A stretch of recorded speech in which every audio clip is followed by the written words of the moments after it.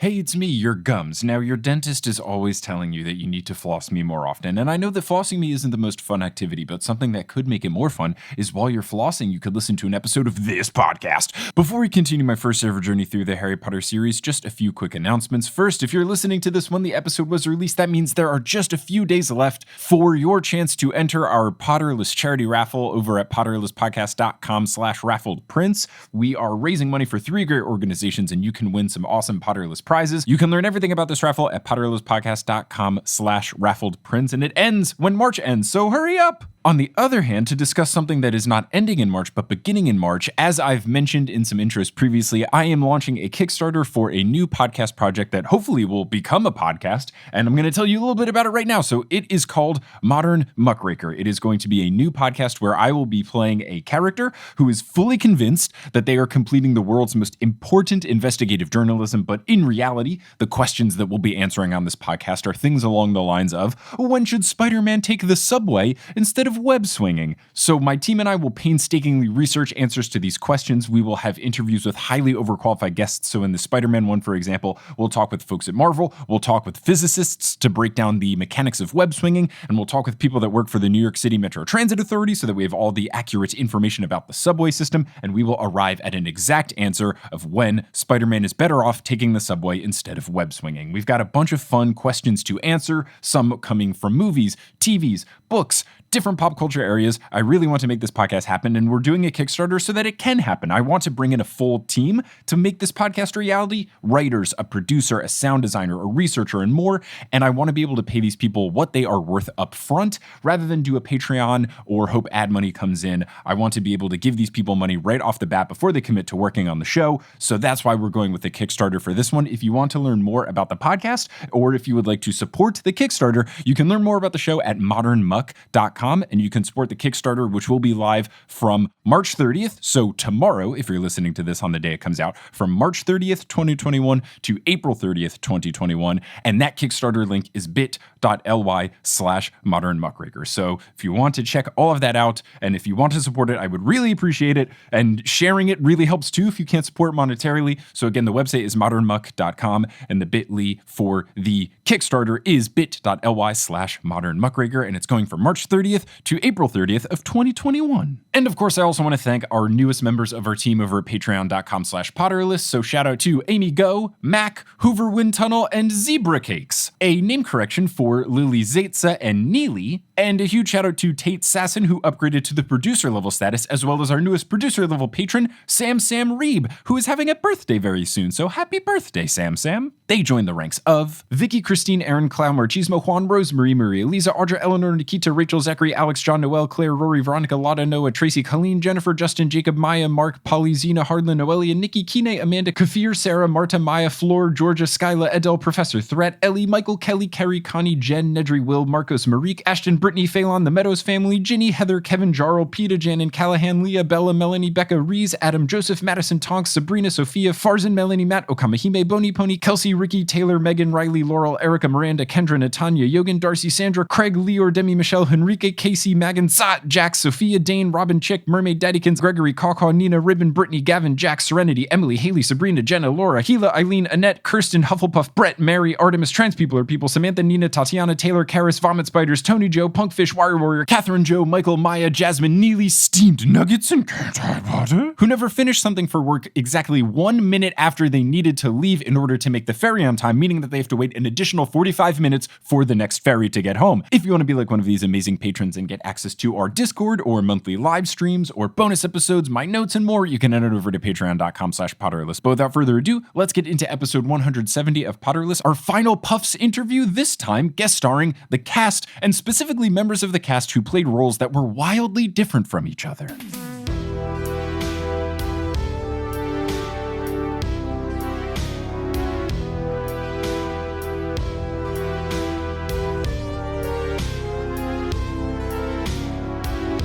Hello Hello, Internet, and welcome back to another episode of Potterless, the tale of a grown man who never read the Harry Potter series as a kid. He read them as an adult, then he watched Puffs in person and then digitally, and now he's talking to Puffs people. He's checking every Puff-related box. My name is Mike Schubert. I'm that grown man, and I'm here joined today by a lovely group of people who were all in the show in, I think, 89 trillion roles collectively.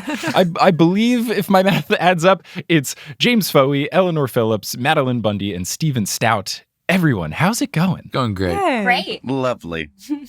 Oh, wow. You did that all. Not everyone responded at the same time. You're so patient with each other. Look at that. It's almost like you've acted before many a times. So I have you four specifically on because I've identified you four as the actors who played the roles that were the most wildly different from one another. Now, I know that for some of you, you've played like 12 different roles as opposed to James's just Cedric and Mr. Voldy. But I think one of the most fun things about Puffs is how different the roles can be for some of the different actors. So to go from Cedric, universally beloved person that we all love for the first half of the play, into terrifying villain that we all despise for the second half, and, you know, Madeline going from Susie Bones afraid of everything to Harry Potter stumbling into success throughout the whole play. I think that is so fun. So what is it like to be in roles that are so wildly different from each other in the same play? Fun.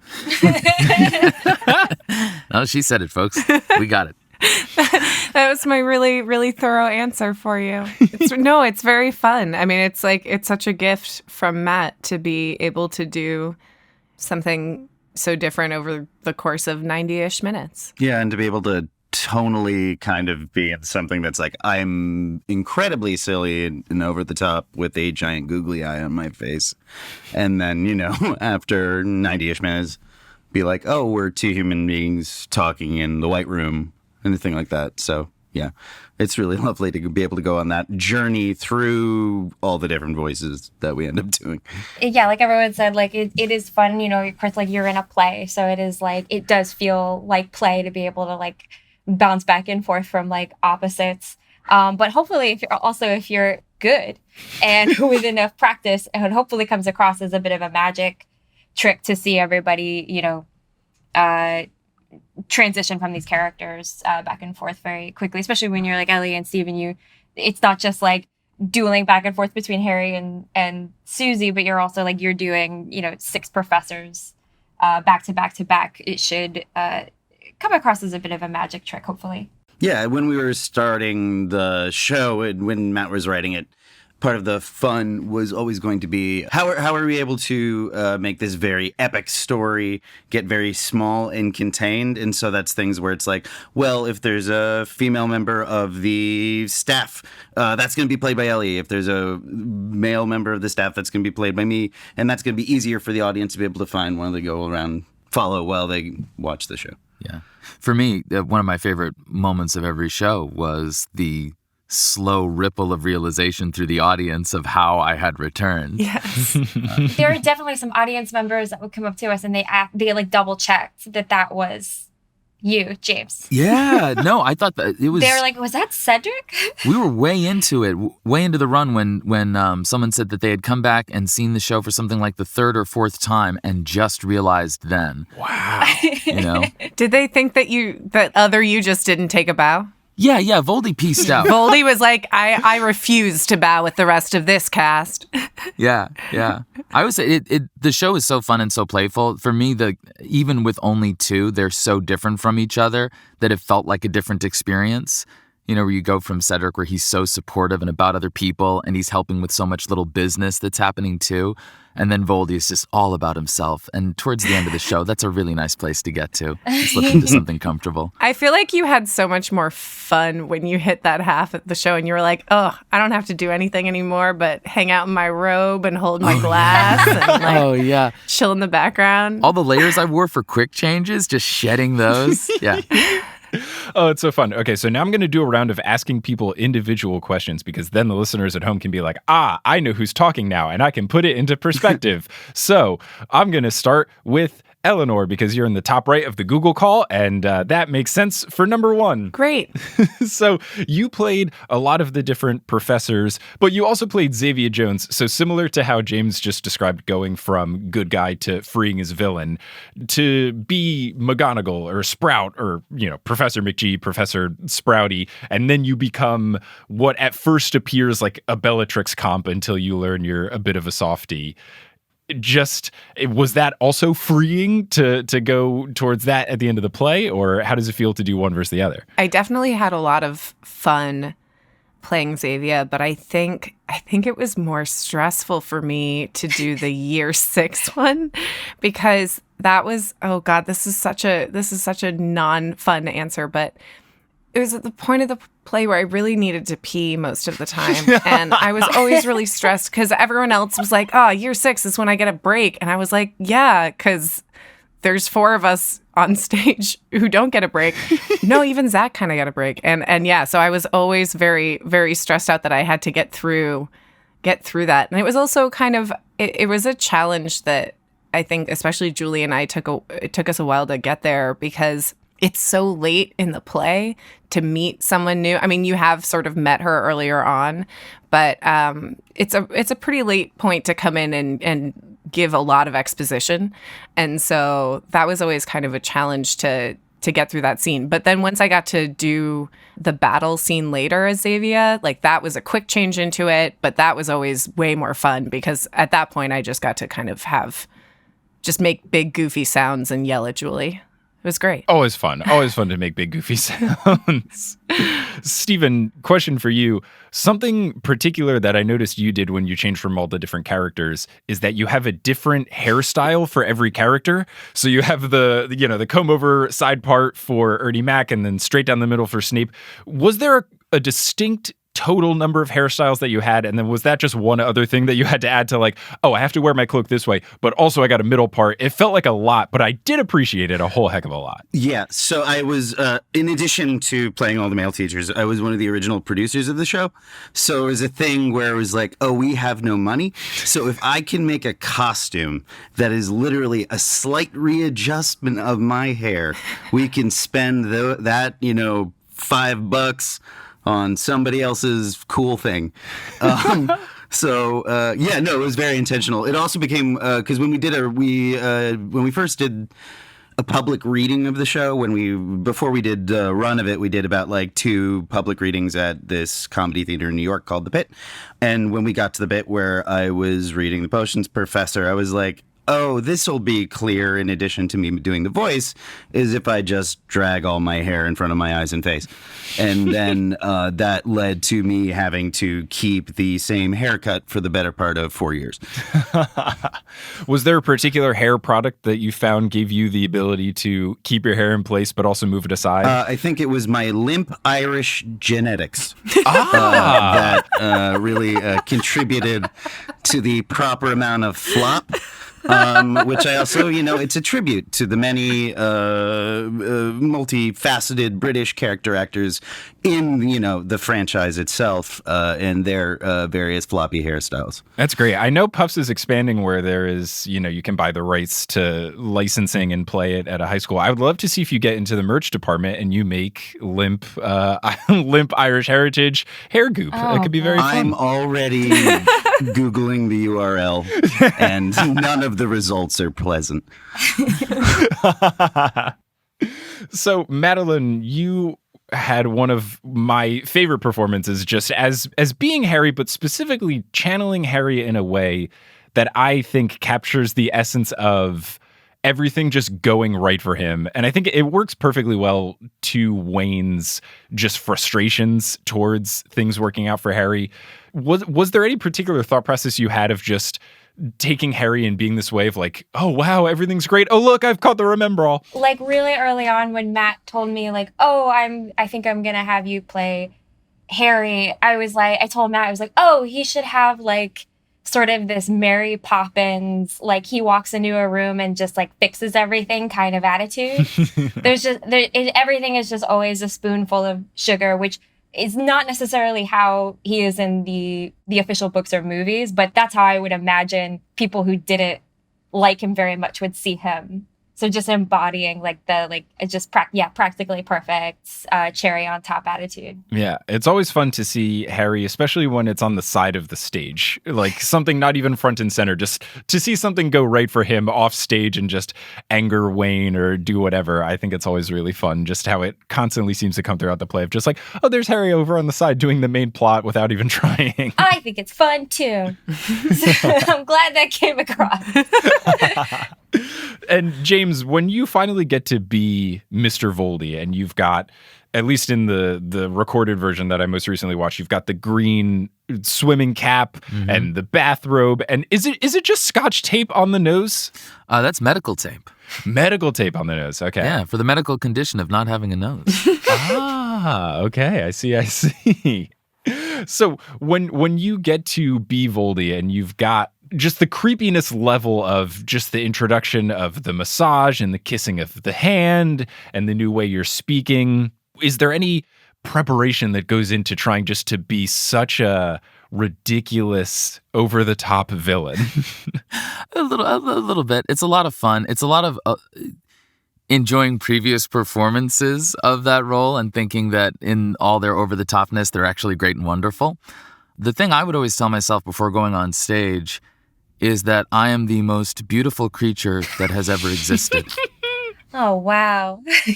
And I'm never, I don't think going to perform it again so I can tell you these things. It's not ruining my process. But I would take a moment and I would tell myself that there had never been anything as beautiful as myself, that I was the greatest creation, and that it was time to show everyone so that they could understand it. That is beautiful, James. Oh my God, James, I love that. Yeah, it's a really nice place to be in. Like,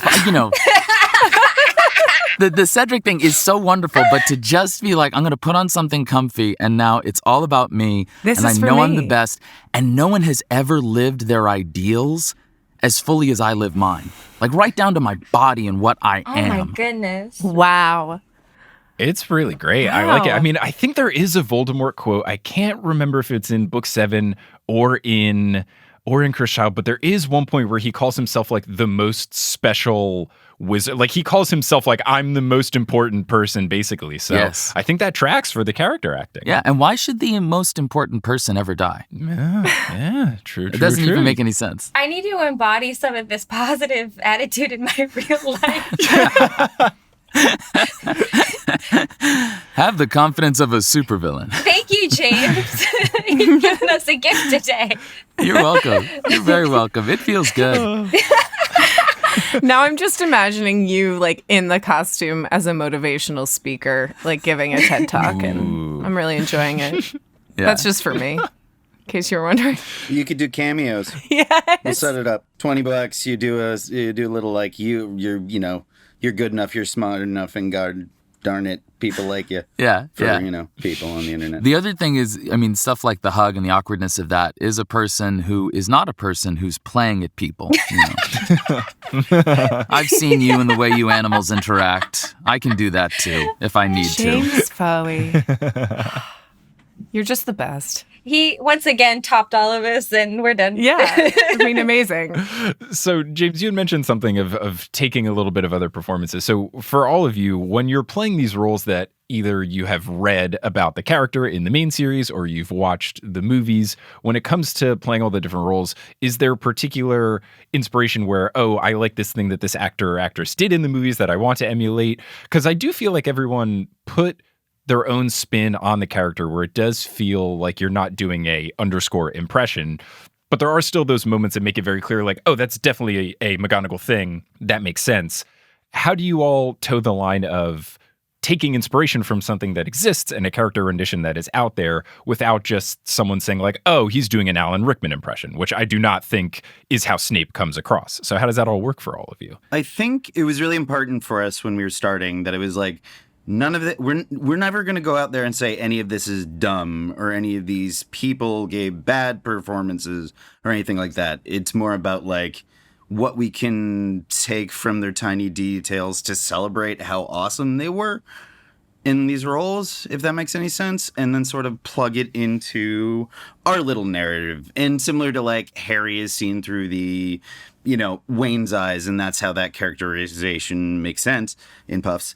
It's the same thing of like within the brief interactions that our Golden Trio has with their faculty or etc.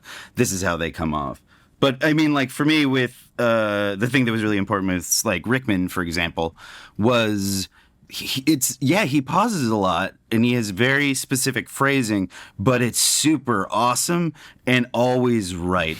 And it's why like all those things end up being these like iconic quotes and so forth. So for me, it was important to honor that and be as, frustrated as he endlessly was by all the little children flitting about him. Yeah. It was really important for me not to seem like I was making fun of Daniel Radcliffe's performance, especially when he was younger, because that is a child learning how to act, and that didn't seem very much like in the Puff spirit to like make fun of his acting in any way. But there was something that I really loved from his performances early on, which is that I feel like you can see Daniel Radcliffe really trying to do a good job.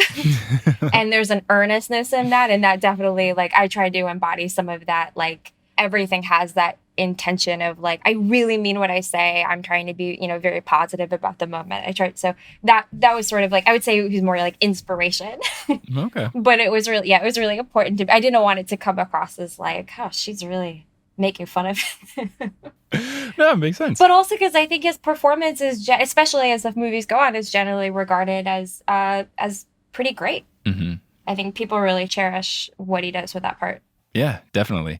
And on the flip side of that coin, all of you play roles, either characters that weren't very much fleshed out in the series. Hannah Abbott is mentioned like twice, so we don't really get a whole lot of character development there. And even someone like Cedric, who he's there, but when you think about it, we don't know that much about him, except for that he's popular and he's a champion. So on the opposite end, when you're all in roles where you are not necessarily emulating or taking bits from a well-defined character, what kind of process do you go in of saying like, well, this is what Susie's going to be like, or this is what Anna's going to be like, etc.? I think one of Matt's best skills as a writer, especially a comedy writer, is to write towards like kind of our own archetypes. I feel like for me, as Susie and versus Harry, I definitely both embody impish positivity, but also on the polar opposite, kind of dark and disturbed and maybe a little creepy. And I love women who are complicated and disturbed and bizarre, because I think there needs to be a lot more female characters like that out there for people to be able to play. So that's kind of what I try to embody in that Susie performance. I don't know if you feel the same way, Ellie, about Hannah. But... Oh, yeah. No, absolutely. I think Matt, especially for the characters where it was sort of more, once he figured out which one of us was doing which track, like in terms of which Puff we were going to be, then it sort of became fleshing them out based on us. Yeah. So I think Hannah would be, as maybe is evident, a lot of who I am, very socially awkward, very uncomfortable with talking to people, and yeah, generally like unclear as to what I should be doing in any given room or situation. And then on top of that, a lot of the jokes were about like just my height in comparison to most of everyone else on stage. So it was like, how she's tall. Like, what's funny about that? And then Xavier is more like, I guess what that wasn't really written for me even. Like it was developed for me, but originally that was going to be Nick. It's going to be Xavius, and Nick Carrillo is going to play that part, and then it was switched. So yeah, no, I think Hannah is definitely more me. And then for me with Ernie, the point was everybody else is really quirky and awesome and funny, so I shouldn't compete with that. I should just be kind of like the person who's just kind of happy to be there. And then, I'll have all my cake when I get to play all the wacky other characters. Makes sense. For Cedric, there's only a few key moments that you can take from the official books where you're like, okay, like, who is this guy? Why do people like him? Why is he cool, quote unquote? And one of the big ones to me is the when Harry collapses at the game, and it's Cedric doesn't just want to win, he wants to win the right way, which is in opposition to some of the other houses, right? And also that I always remember that he's able to talk to who we call Frenchie and keep his cool. and not make an ass of himself. He's got a girl he's interested in that's not her. It's okay. We can stand here and chat in the hall. And she can really try to put it on and use her super seductive powers. And that's okay, right? Like he's not going to become a fool. And I think that the idea of a person who's cool like that and is also positive in a Puff sense is somebody that just has a really great sense of themselves, that's worked through some stuff, that has been in the place that a lot of the first year characters are in the play when we first meet them, and has come out on the other side of it. And so it's his kind of cool, quote unquote, is being somebody who is grounded and positive and supportive, and that people do actually like being in a room with someone like that, you know, even if it's not a traditional cool. Yeah, open and like non-judgmental. And earnest. Which I think is you, James. Yeah. Well, thank you. Yeah, I mean, I really like the portrayal of Cedric. I like that his way of being cool is not the traditional, or at least what I was in high school way of being cool, which was making fun of as many people as you can and just being a huge bully. It's kind of like when I watch The West Wing and I think, oh, I wish politics were like this. Watching you as Cedric James, it's like, I wish every popular kid was like this. The world would be such a better place. If we were all Puffs. It reminds me of like that athletic kid in high school you knew who was also friends with a lot of the drama club people. Yeah. Mm-hmm. It's like a person who's not criticizing you just because like your interests are different from everyone else's. Yeah. It's hard to find somebody in high school who is really secure in their position in the world and among their peers. Because I think that is what that takes. You have to like know who you are, so it's okay that you like different things amidst different groups of people. It's also a thing that's built in so that when we do lose him, it hurts even more. Yeah. It's funny to go like, oh, we set out to do this, you know, wizard comedy that we knew from the start would have a nice big old bummer in the middle of what the show is, and we're going to, you know, break you down and go into the dark place, and then we're going to come build back up like that. You know, similar to how the franchise itself ages with its audience, et cetera, et cetera, et cetera. The other thing that was really important for me with Cedric, and that I loved that you did, James, was he still has these little record skips of puffiness. He's cool and he's together and he's confident and he's building up those around him, but he still falls into our weird little target of puffs. Mermaids again, etc.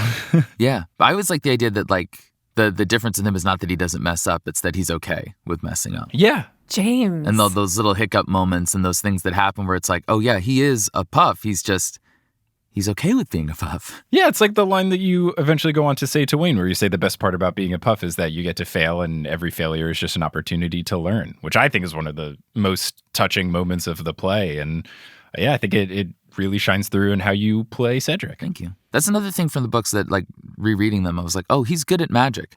That's the thing to remember, too. Like, somehow he got there. Definitely. And somehow we got here. Hey, it's me, Editing Mike. How's it going, everyone? You know what's up. We got to take a little bit of a break here for Wingardium Adridosa.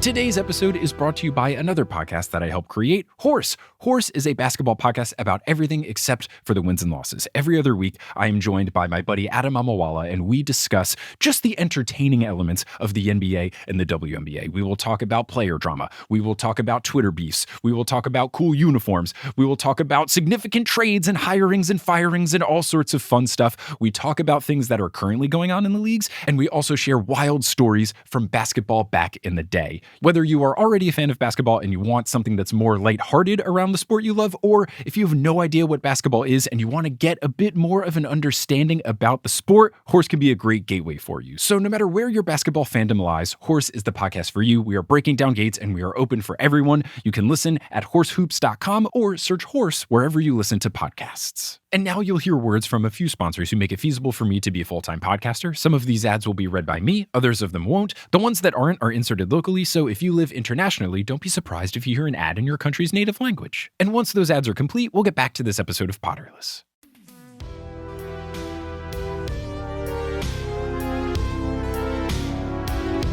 Something in the play that I thought was particularly fun, just one particular scene highlights it the most with Ellie and Steven, where you are on opposite sides of Wayne in one of the years and you're just rapid fire becoming every single teacher. That feels like something that you have to practice almost like a dance routine of all the different things you have to do. How was preparing for and then performing that consistently? Because it feels like the highest chance of messing something up. At first, it is very like Very pat your belly stressful. and rub your head, or rub your belly and pat your head. And eventually it just becomes like, like a dance, you know it. Oh, yeah. We had this thing that happened where it's like the show kept leveling up as we kept running. So like our costumes would change, or we'd get a new prop or something. And so like one time we got entirely new wands in the run up to the movie. And I knew that was suddenly like, oh, I know for 4 moments where I have to do these quick changes, this is like having a new dance partner. And so like this might be 2 years into this, but now it's, just nerve-wracking again for a moment. But Ellie, I feel like you had much more high wire versions of this with me. Like you have that dance with AJ where you have to do Well, that one was really hard. That was the one I feel like the year one was, definitely like very stressful at the beginning. And then by the end, it was something where like, we'd be joking around and that would be the way it would get stressful again. Would be like, oh, was I paying attention? I mean, we were very professional about it. But no, I think the scariest one for me was the wand toss was the scariest for me. But yeah, the dance with me and AJ was, Kristen McCarthy Parker, our director, was like, it doesn't look hard enough when you're changing characters in year 3, where I do sort of all the different classes and the trio comes out at different points to take class and I just sort of stay on stage. And she was like, how complicated can you make, like, can we add a costume change? Can we add props? Can we add something to make it look harder? So we had to sort of just like figure out what we could do and talk with Madeline about what she could make for us and what we could sort of find having around that we could add in to make it harder.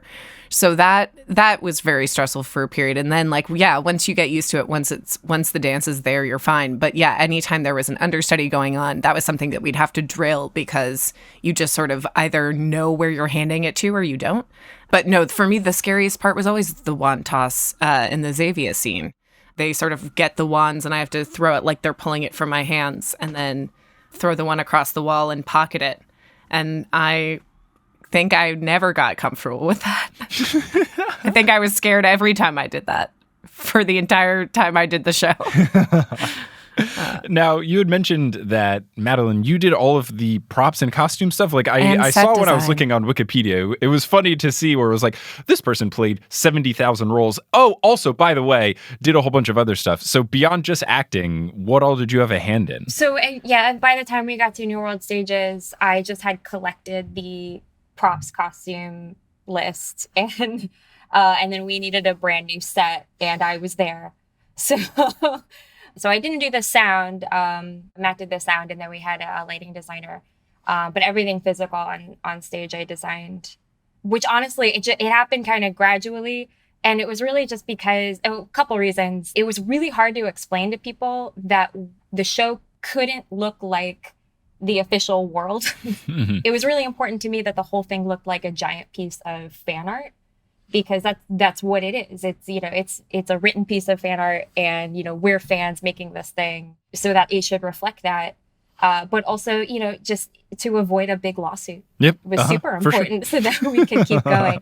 And it was surprisingly difficult to get people to because you'd have a meeting with someone and they'd be like, "Yeah, but you want it to look like the other thing, really, right?" Like, no. It needs to look like this. So, and we just never had time. We never had a lot of time going from space to space. So it just kind of always seemed faster or more convenient to be like, okay, Madeline, just do it. And I was there, and I have I love building props, and that was a huge part of my education in college. I did a lot of prop and costume design. So I think it just made sense. And Matt and I had built some other shows together, so it just kind of made sense. Well, the other world is so visually iconic, so your brain kind of overlays it on the show that you're watching anyway. You can't read this world in our zeitgeist is so brainwashed into our heads. Like, you can't tell an audience, okay, it looks like this now. They're coming in with that world anyway, so they can kind of overlay what they know on top, as a kind of a mental skin on top of So you don't have to spoon feed them the information. They know because they've seen the movies and they've read the books. Yeah, and it's the thing where the other guys have all the money and we don't have all the money, so that's also part of it. Yeah, dramaturgically, it makes sense for everything to be kind of like sparse and rustic. We're in the basement. Because we're in the basement, and I sort of imagined like all of these kids are in the basement and they're sort of grabbing what's been left into the depths of the castle. They're sort of decorating with that stuff. And there's also the thing that we talked about where it's like various wizard families seem to decide what like century their clothes are from, and they just keep that unified. So there's like some wizard families that are like, oh, we dress dapper and this is very modern, and then you have some people who are like, we're in medieval robes and so forth. So the sort of like eclecticism of it was also always really fun. Yeah, that's definitely an excuse to kind of like, you can kind of pick whatever you want because all of these wizard families dress in different ways. So you can have your ghosts wearing like a Shakespeare ruffle, and you can have Jay Finch wearing contemporary suspenders, and it all seems to make sense. Yeah. No, I think it all worked. I think the props and the way the set looks makes for a really nice vibe of it. Feels much like the Puffs. It feels like comfortable, and it feels like it doesn't look low budget, but it looks like simple and perfectly done. Nothing is over the top. You've got the doors, you've got the props. Because I mean, and some of the stuff is really impressively done, like the puppetry of the Dementor or the dragons. Like it doesn't look like, oh, they just like rinky-dink put this together. It's this thing of like, oh, it feels puffy in the way that it's presented. So I think it comes across really well. And what you said about overlaying that's really smart. It makes a lot of sense because you don't need like castle stuff. They're in a castle, so you can just kind of let it be. Yeah, exactly. That was something like my theater training side, which is like if your character says it in the script, like they're literally saying something to the audience, you might not need to put it on stage visually. It's already in that person's brain. And we as audience members, like we like filling in the blanks. It's like almost like solving a puzzle that's satisfying to us. That's really cool. So I had just talked with Matt about how the show came to be and the initial runs and how it grew and everything. And one thing he had pointed out was, James, you weren't in the initial casting, right? You were a later addition to the production? Yes. After it was at the Pit, when it was going off Broadway to the Electric Theater, is where I came in. So what was it like for you to be one of, if not the only new people to come into something that had already sort of formed? And Matt made it seem like a lot of the roles were kind of written either for people or in conjunction with people. What was it like for you to be the newcomer, the Wayne, if you will? Yeah, there was an extra pressure on it. I did still get to have the feeling that he was writing stuff for me because Matt never stops working unless he's forced to. Okay, all right. So he was there in rehearsal every day, typing away, even in the rehearsals that I was a part of, in the month leading up to the show moving. And even at the end, he was writing new bits for Voldy and, for his interruption on the megaphone that I was still learning in the last weeks of my part of, the 2 years that I was in it. So I did get to feel that thing of something living and changing and feeling like he was thinking of me. But on the other hand, when I first arrived and everyone else is completely off book and is revising blocking that they already know, it felt like being a clockwork piece that showed up to a working Big Ben and was told like, hey, come on, get in there. We got a chime coming in an hour. You need to get in there, Oh, that's fun. I mean, it definitely worked. It all comes through, and it seems like the chemistry is all there. So it's good to know. And yeah, Matt was saying that he even though they had auditions, like knew you and ran into you, I think at another show and was like, oh, right, I really like James. I should cast him as Cedric because James is great. So I'm glad that you were able to come into the group and meld. It all feels like it all worked out from the shows that I saw. Oh, yeah. Nicest audition I've ever been to. Like, Steve was one of the people across the table just smiling at me at the end of it. Oh, yeah, because literally we were racking our brains. We're like, well, who's gonna hit all the different things that this part needs to be, including the, you have to be this. Because there's people who can be like, I am very attractive and confident. I look good in my underpants for the moms. You never forget the moms. But, I can't do really weird old guy British comedy for the back half of the show. And so when Matt went, what about James? It was like clouds parting. So when you came into the room and confirmed that was indeed the case and we would be okay, it was, like, you gave me a gift, James. Aww. You gave me a gift. It's nice to have someone look at you that's a friend across the table after an audition like that. It's really nice. But yeah, we talk about how different the roles are. My wife, then girlfriend, had said that, like, this is your center range. That, like, the idea of Cedric and, like, this, oh, hey, I'm a nice guy. And then, like, I'm also a weirdo. The second half. Yeah, your acting reel can just be like, just watch Puffs and you've got the alpha and the omega of my of my acting ability, and that's all you got to do. And me. Hey, so Steven, you were the original producer of the show. What does that mean? I have no idea what that entails. I would love to learn. No, well, my facetious answer that is also true is it's getting people, objects, and eventually, like an audience into a room at particular points in time. For something like this, it's about, like, we're making this initially with very few resources. So, like, how do we intelligently muster the tiny amount of Kickstarter money we have to make this thing feel like $1 million bucks? In addition to that, the thing that I kind of do with me and Matt in our collaborative relationship is we just endlessly are talking about the story and how we revise the story and how we tweak it so it's not exactly what you thought it was going to be when you came in. Like, with this specifically, we knew we weren't the first people to do, like, a Potter parody. So it was like everybody else is staked out this territory already. So for me, it's about, like, oh, we're building this earnest experience. So then how do I also reflect that in what our marketing language is or what our poster is, et cetera, et cetera, et cetera? How are those extensions of the story that you're going to experience when you give us your hard-earned money and come to a part of New York where you don't live at a time of night when otherwise you could be at home watching Netflix to experience a thing by people you don't know? So it's kind of like ensuring that handshake between somebody rolling the dice on seeing a thing. It's everything from fundraising, marketing, helping with the plot development, etc., in whatever way that Matt feels he needs to be coached, etc.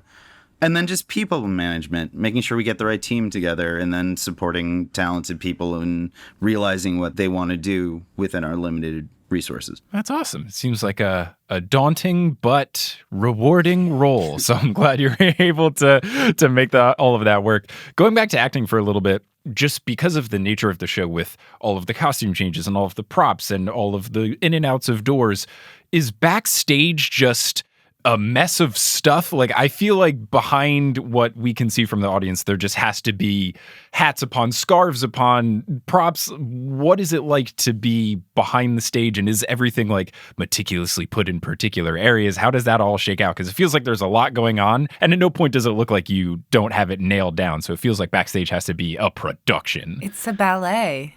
That was, again, something that had to be figured out every time we moved spaces. Yeah. And so it just kind of got better and better. The real challenge was for the first 2 locations of the show, at the Pit and then at the Electra Theater, we were sharing the space. So we had to have something that could break down and be stored after every show. So after the space would clear, we'd go get our stuff, which was largely in bins. We'd set it up where everything was in a different cubby or on a different surface or was where we needed it. Then we'd set up anything that we could, to add to the space. And then at the end of the show, we'd have to break everything down. I say we didn't have to do it once we moved to the Electra. We had an incredible team of stage management who largely handled that. But Madeline was still responsible for a lot of it.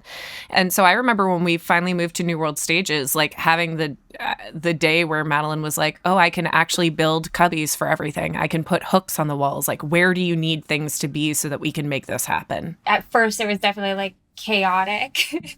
When you're getting used to the new space, and you definitely have, like, backstage, you definitely have to choreograph like how you move around each other. But yeah, we were at New World for so long. It definitely became like a choreographed dance backstage, and everything had its place. And it's also like that's extremely helpful, because if something goes wrong, your brain is able to problem solve much more easily, because it's like your brain actually now knows where everything is. Yeah, to piggyback off of that, we had one performance where inexplicably the ceiling started leaking, and we had to add a bunch of, like, rain buckets like from a 1930s cartoon to the center of stage. There was a bit when, the second weird mirror moment where it opens and now we see that the trio is satisfied and they're together, etc. So like the advantage of knowing where everything is was I knew at that point where an extra bucket was, and I could add that bucket to the weird mirror in the other dimension so that I could make my fellow actors on stage break because a thing was different. That was very funny. Yeah. That was one of the most stressful shows. It was when the ceiling leaked. Yeah, but it was a busy kitchen. Honestly, worth it for the bit of you putting it in the mirror. Oh, totally worth it. Totally worth it. Honestly, up until that point, the most stressful time on stage. But when you have people that you trust and your fellow actors and we have each other's backs, it was similar, like backstage was so busy that when somebody joined the show and they were new, we would be able to sort of push them in the right direction. Shove with love. So they wouldn't get run over by somebody who had to come off and do a quick change really quick. So you could be having a very casual conversation and then like move somebody 2 inches to the right and then somebody comes through a door and so forth and then you return them. Yeah, because most of the stress when we were transitioning to New World Stages was not being in the place you needed to be to get on stage in the right spot. It was, where are all the places I cannot ever be in all these moments? That's the thing you had to learn. I always felt like it was a relief when I actually got onto the stage. It's because now I knew, I know what this is. Okay, I can stop sweating. But then you get backstage and it's immediately like, okay, where are my lanes? But, that all became second nature, as they said. And you talked about trusting each other from a knowing where to be standpoint, but on a somewhat related note, also there's a lot of improvised bits throughout the play, whether it's the whole giant monologue that Zach Smith does, or I don't know if the Voldemort megaphone thing was improvised or if you had to switch it. I know Matt said there was like a legal thing that you had to cut out of the tape version. Yeah. But then also just throughout, there's different parts of the play where you have option lines and you can say that. So getting to be in a play where the script isn't 100% strict, what is that like from giving the lines to reacting to someone that is going to say something, but you don't know what it necessarily will be? What is that like being in the actor's shoes in that moment? It helps prevent madness in a long run. Yes. Oh, definitely. I mean, for me, the Voldy bits were dealer's choice. Like you're saying, you have all these options, and that list grew and grew and grew, and I asked for more because I enjoyed so much getting to do new things with a character, and also where you get to tailor it to the house you have.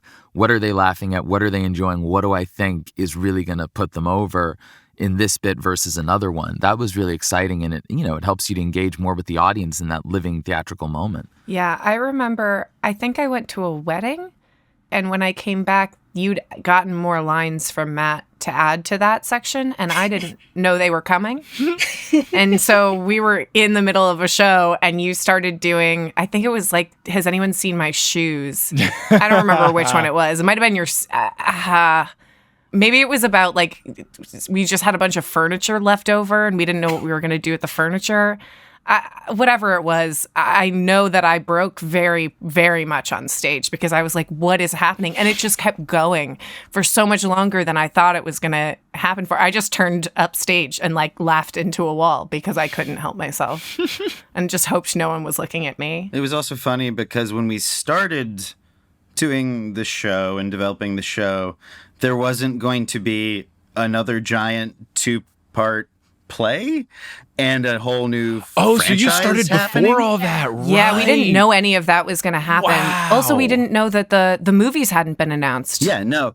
So we went, because it was really important for us as nerds to make sure that if you wanted to wink at this fan art thing that we made, that it could exist in the nooks and the crannies of the things you knew. There's only one thing we do that contradicts canon, which is Zach Smith coming back in the battle.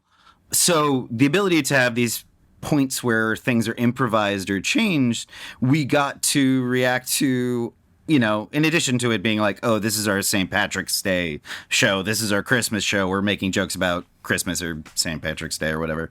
It could be like, oh, so wizards evidently could poop anywhere and they use magic to vanish it away.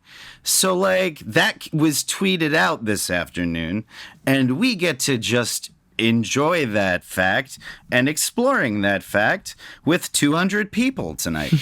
So Nick and Alex Haynes and everybody who got to do Zach Smith monologues, they had this like sacred duty of providing, as James was saying, like a unique liveness for the audience. It's the souvenir that they get. Yeah. This is what's different than every other time or every other show. The 4 actors that stayed through the entire run were the Zach Smith crew. So Zach, Andy, Steve, and myself. And we had a lot of talks at the end, and we wondered if that was a coincidence or not, because the show really was really, really different for the 4 of us, because we got to experience a different, 3 to 15 minutes. 3 to 15 minute monologue every night, or participate in different bits. It might totally be a coincidence that it was the 4 of us, but I also wonder if it wasn't. No, that's really fun. I like it. I have always preferred doing improv to scripted stuff. And when I was in Seattle, I did plays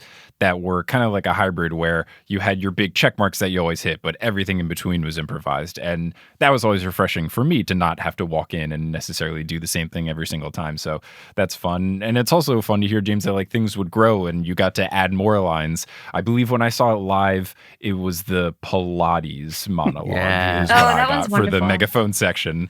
And I was at New World Stages when I saw it, and I was in the top section, which is like right next to where Voldemort is. So I remember when I first got there, I was like, oh, these seats are kind of strange. But then as I was right next to bathrobe Voldemort screaming about Pilates into a megaphone, I was like, just kidding. I have the best seats in the house. Specifically for being in New World Stages, when you have to be up there as Voldemort, is that complicated?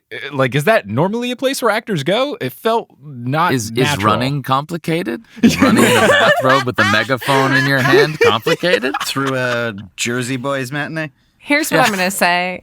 I can't speak for you, James, but I would say of your many places to enter, it wasn't the one that gave us the most problems. No. Oh, it yeah. wasn't. One of the Cedric's first entrance, there was one time I just couldn't hear. But the first time that there was ever a problem with that is that thick door that's not like meant to be a stage entrance door. It's more like the building's on fire. Let's go, let's go, let's go.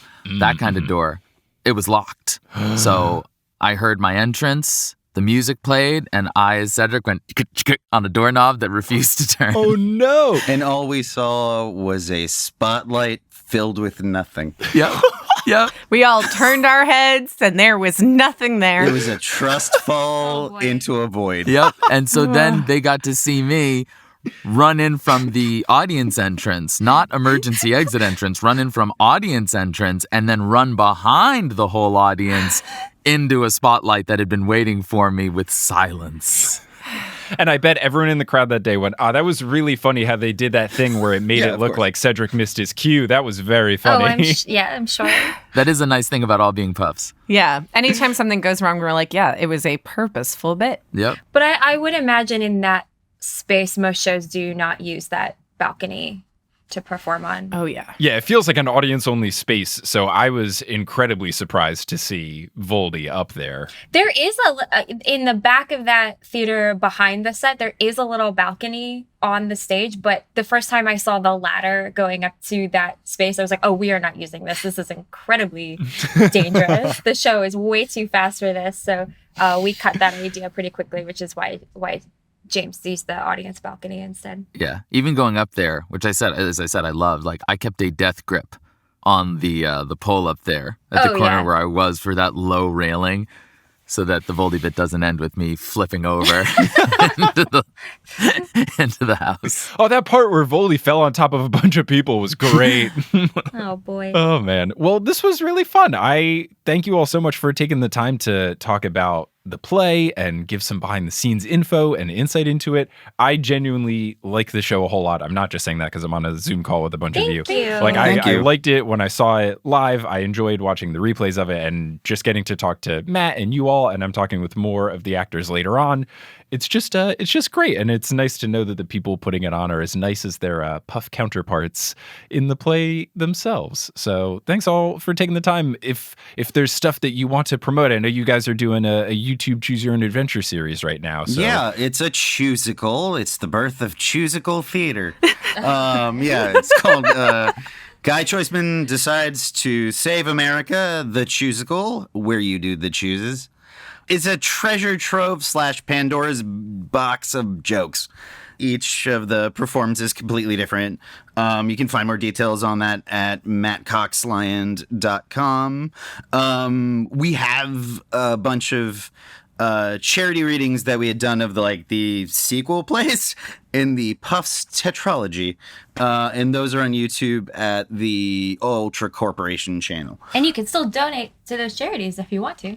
Oh, if you want to nice. watch those and if you're inspired. Yeah. There's no limit. There's no limit, yeah. You can always donate to charity. If you like Puffs, those are a good humorous time as we kind of improvise a franchise around our characters. Working on a new season of a podcast I do with my wife and a very good friend of ours called Dragons, Sexy Robots, and Adventures. Yes. Nerd history podcast, covering things like Black Panther and Afrofuturism and what that means and various other topics and like how things were made.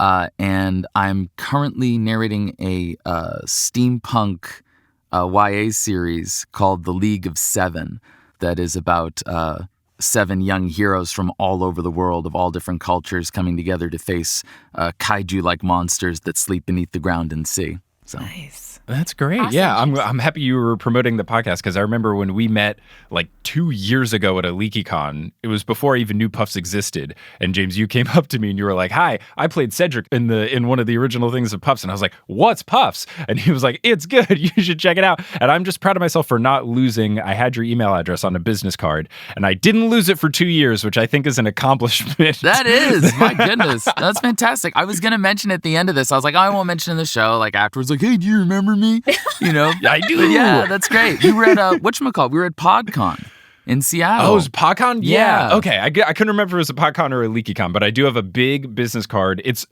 my own card with your information scribbled on top of it. And then on the back, I just wrote Cedric from Puffs in quotation marks because I still didn't know what Puffs was at the time. Whatever that is. That old thing. No, but I'm glad we got to make it work. If you're interested in something else on our YouTube channel, Matt has this other show called Kapowie Go-Go, and I play the titular in that, and the link to the first 2 episodes of that are also on the YouTube channel. Yeah, that's our giant epic. Everything you liked after school in the mid to late 90s / early aughts mashed up into a totally original comedy narrative. It's really fun. I'm sorry, that was my stomach. It just made a really awful noise. I don't know if it picked up. I'm just so sorry. No, it's okay if your stomach is looking to promote feeding My it. stomach also made noises, Ellie, so you're not Okay, alone. I felt like I was gurgling all over the place, and I was like, thank God everyone else is somewhere else with these audio files, because my stomach is loud. I'm sorry. I have a very advanced audio editing software. It does have tummy grumble in it, so it'll just ask that right That's from the amazing. file. I was like, hopefully I can noise gate my stomach. I'm sorry. It was all great, guys. Thank you so much for coming. Except for Ellie, I had to cut all your audio. I understand. Thank you, Ellie. Thank you, Ellie's stomach. It was great to have all of you here. No, but seriously, thank you all so much for joining. I really do appreciate it. Well, thanks for Thank having you. us. Thank you. Yeah, this is a fun time. And we'll close out this as we close out every episode of the podcast by saying the catchphrase that they definitely say in the official books in the wizarding world of Harry Potter every time they successfully perform a spell. Wizard on. Wizard on. Wizard, Wizard on. Wizard on. I love that. I love it too.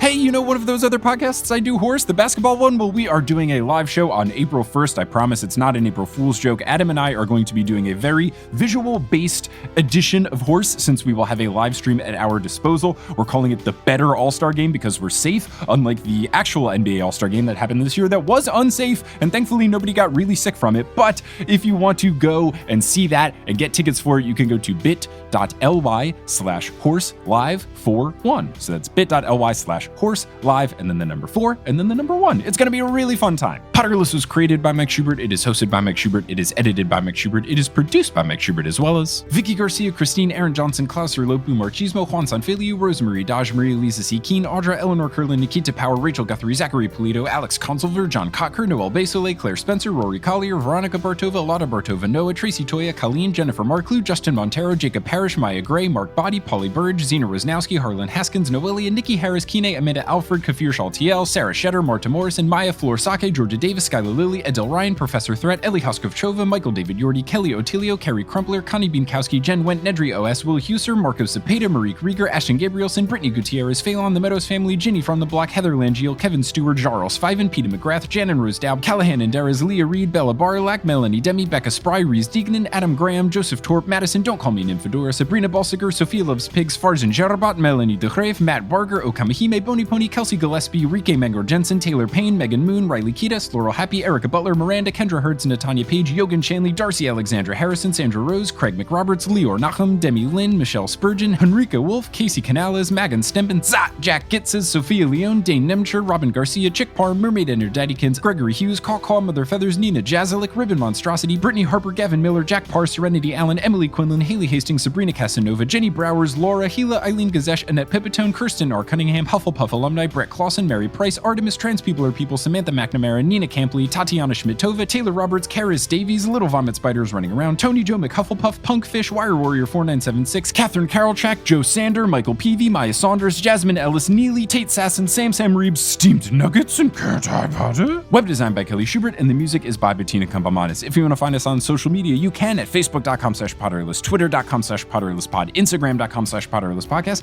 and reddit.com/r/Potterless. For any and all information about the show, you can go to PotterlessPodcast.com. Bonus content lives at patreon.com/Potterless. Merch lives at PotterlessPodcast.com/merch. The charity raffle lives at PotterlessPodcast.com/raffledprints. And that new Kickstarter that I talked about in the intro, that will be live at bit.ly/modernmuckraker starting on March 30th. If you think of someone that might like Potterless, you want to tell them about the show, that would really help a ton. Just shoot them a message and say, hey, there's this podcast, I think you would really like it, here's where you can listen. Or if you want to post about it on social media or leave a rating and review on iTunes, those also help the show a lot. Thanks again so much for listening, and until next time, as they say in the Wizarding World of Harry Potter, Wizard on!